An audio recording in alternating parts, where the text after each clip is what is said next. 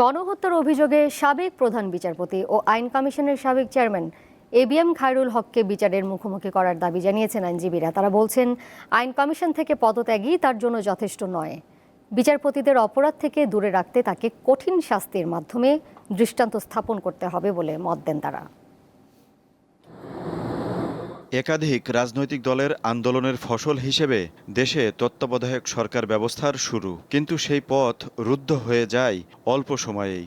সংবিধানের ত্রয়োদশ সংশোধনী বাতিল করে 2011 সালে রায় দেয় আপিল বিভাগ।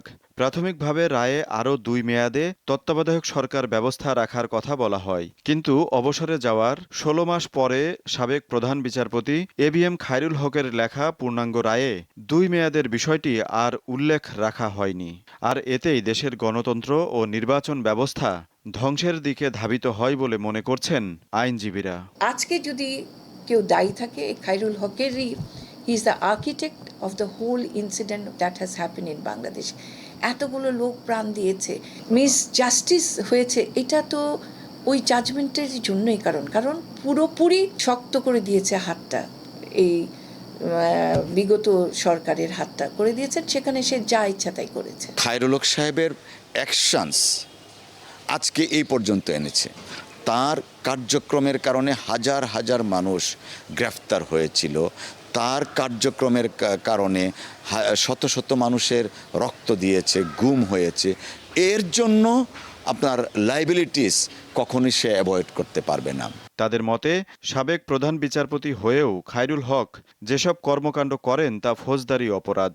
এছাড়া আন্তর্জাতিক অপরাধ ট্রাইব্যুনালে শেখ হাসিনার মতো এবিএম খায়রুল হকেরও গণহত্যার বিচার হতে পারে বলে যুক্তি দেন তারা। আইন মন্ত্রণালয় থেকে যে উদ্যোগটা নেওয়া হচ্ছে এই আন্তর্জাতিক অপরাধ ট্রাইব্যুনালে, শেখ হাসিনার পাশাপাশি খায়রুল হক সাহেবেরও বিচারটা করতে হবে।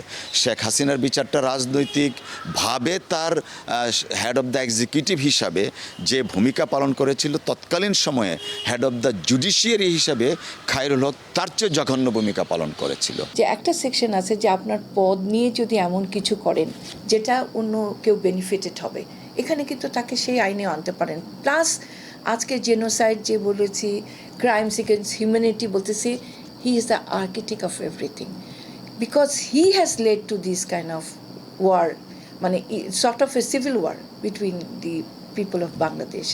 আইনজীবীদের মতে, নামের আগে বিচারপতি শব্দটি ব্যবহার করার যোগ্যতাও হারিয়েছেন এবিএম খায়রুল হক। এটা তো ওনার করা উচিত ছিল না। আজিজুল ইসলাম, দীপ্ত সংবাদ, ঢাকা।